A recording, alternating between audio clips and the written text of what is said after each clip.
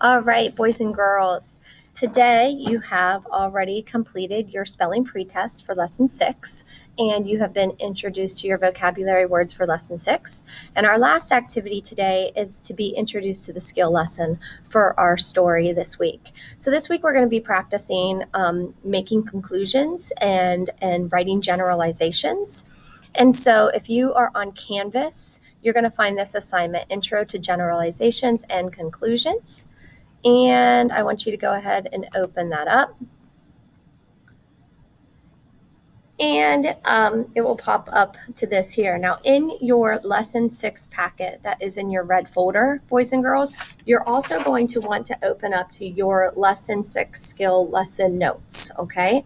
So it's going to go ahead and it's going to look like this.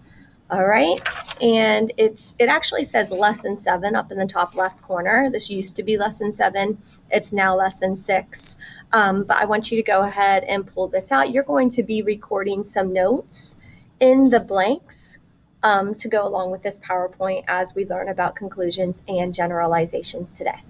So I'm going to give you a couple seconds to go ahead and find that.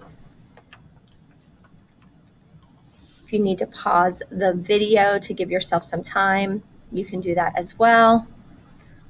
Okay. All right. So, boys and girls, we're going to be learning about conclusions and generalizations today.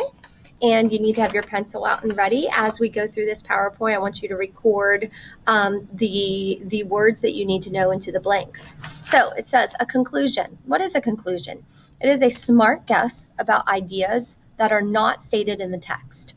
Okay, so you're going to make a guess about ideas that aren't stated in the text. So you're kind of making inferences, okay, to draw conclusions, to come up with conclusions. All right, so go ahead in the line right here. A smart guess about ideas that are not stated in the text. This judgment can be reached by reasoning. So go ahead and write that in there. This judgment can be reached by reasoning. So you're making a judgment on something and you can reason it out. Like, what is your reasoning for saying this? Okay. All right. So your next slide, boys and girls, defines a generalization. Okay. And you're going to fill in the blanks here as well. So a generalization, it is a broad statement. Okay. It is about a group and what they have in common. And it is true most of the time. Okay, so a broad statement that is true most of the time. Okay, and that is a generalization. It's a statement, you make it about a group, what they have in common, and it's true most of the time. And we're going to be practicing making generalizations this week. And you make generalizations every day, all the time. You're going to see that this is a very easy skill, a skill that you are very familiar with. All right. All right, let's go ahead to the next slide. Okay, and go ahead and look down on your sheet. You're going to continue filling in the blanks here.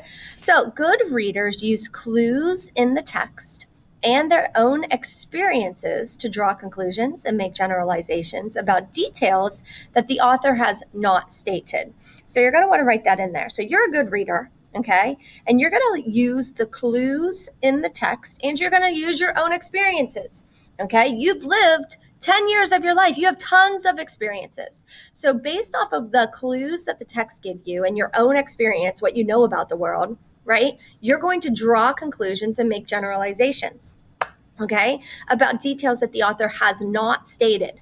All right, so you'll be able to take the evidence and say, well, this is what I think. And we've been practicing this all year with all of our skills. We've been making conclusions. We've been making inferences. And how do we do that? We take the text and your own experiences to come up with what we think is going on, right? All right. Next slide. So generalizations, and you'll see this is down here at the bottom of your paper, okay? Language that signals generalizations. So you're going to see these words when you're making a generalization, and you're going to use these words in your generalizations. So some words are most, often, usually, all, sometimes, typically, generally, few, never, always. Okay, those are words that you can use to identify generalizations. So I might say, usually people wear hats and scarves during the winter months. Okay, so that's a statement about what, what a group has in common, and it's true most of the time. right? So those are words that you're going to use to write generalizations. Here are some examples of generalizations. Most kids play video games on the weekends. Okay, so that's a statement. It's a statement about kids in general, right? And what do most kids do? They play video games on the weekend. Now, this is true most of the time, not all the time, right? There are a lot of kids that don't play video games at all, let alone they don't fill them on their weekends, right? So, it's not true all the time. And that's why you use that clue word most. Another generalization could be generally, students who study for tests perform better. Okay, so another comment about a group, right? That is true most of the time. Generally, if you study, you're going to do better on tests. That's not always true, though. You might study your little heart out and still not do well on a test, okay? So it's not true all the time. It's not a fact, right? But it's also not an opinion. It is just a statement that can be supported with reasoning. The third one is typically people cry because they are sad. Typically, right? Another statement, people cry because they're sad, typically, right? But some people cry when they're happy. Some people don't cry when they're sad at all. So it's not true all the time. It's not a fact. It's not an opinion. It is a generalization, a statement about a group. What they have in common can be true most of the time, okay? All right. So generalizations can also be valid or faulty. And this is not on your worksheet, but you may want to add it here. You may want to add this notes here at the end. So valid. A valid is a generalization that can be supported by facts and examples, right? Boys typically are more likely to play football. Okay, that's a generalization. I'm using that clue word typically. It's a statement about a group, and it's true most of the time, right? Typically, they are more likely to play football than girls. So that is valid. We could support that with facts and examples and reasoning, okay? Now, a faulty generalization is not supported with facts or examples. So here's one, like all boys are better football players than girls. Now, that's more like an opinion. I'm saying all. So if I say all or everyone or always, those are typically going to be faulty generalizations because you can't support them with facts, examples, or reasoning. Okay, so all boys are not better football players. Okay, regardless of what you might think, boys, there are some girls out there who could really, really show you how to play football. Okay, so they can be valid, they can be faulty, and we want to watch for that. Okay, now, boys and girls, now that you've been introduced to drawing conclusions and making generalizations, we are going to do some practice down here below. Okay, so this first one we're going to do together, and I'm going to read this to you out loud. So Marcus usually gets whatever he wants. He doesn't say please or thank you. He just demands things and receives them. When Marcus whines about not getting something, his parents give it to him anyway, so he stays quiet and happy. For Marcus's 13th birthday, he got an iPhone 5, a new laptop, concert tickets, new clothes, and a trip to Paris. But all of those extravagant gifts did not make Marcus happy. He did not thank his parents for his birthday presents. Instead, he cried that he did not get the new iPad mini that his friend had. Okay, now, based on this paragraph, we're going to make some conclusions, okay? What conclusion can you draw from this short story? So we're going to draw some conclusions about Marcus and his character. The author of this did not state specifically character traits about Marcus, but we can definitely infer them. We can draw some conclusions based on the details, right? So what I want you to do is go up here and highlight, those details. Okay, so first of all, he does not say please. He does not say thank you. Those are some actions that he has. Okay, he whines about not getting something. All right, that's another action. For his 13th birthday, he got all of these things, okay? But yet he still was not happy, okay?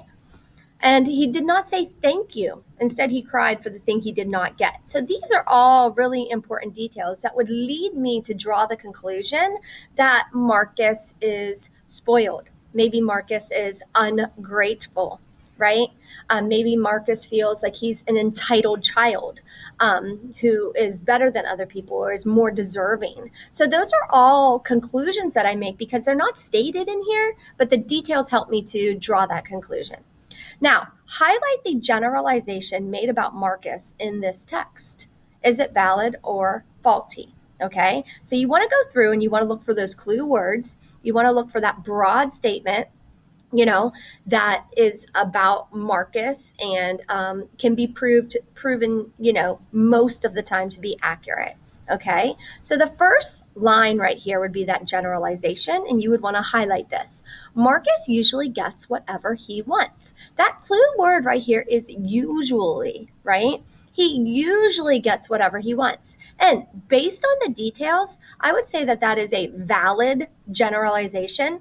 I could prove that with reasoning and with the details here and my own experiences and what I know. I could prove that, yeah, Marcus usually gets whatever he wants. Typically, kids who are giving extravagant gifts like this for his birthday, not just one, but many, are kids who usually get whatever they want. Okay. And they're usually spoiled kids. You could label them as somebody who is spoiled or maybe a little bit ungrateful. Okay. So, boys and girls, what I want you to do now is I want you to go on to the story about the girls on the soccer team and then Sunnyside Middle School. And I want you to do these next two slides, and I want you to answer the questions. What conclusions can you draw based on the details of the story? And you might be asked to identify a generalization or even write a generalization of your own about a topic in the story. So let's see how well you do practicing these. Boys and girls, we will be going over these last two slides together, but go ahead and take about 5 to 10 minutes to look at them on your own and see how well you are at this skill. All right.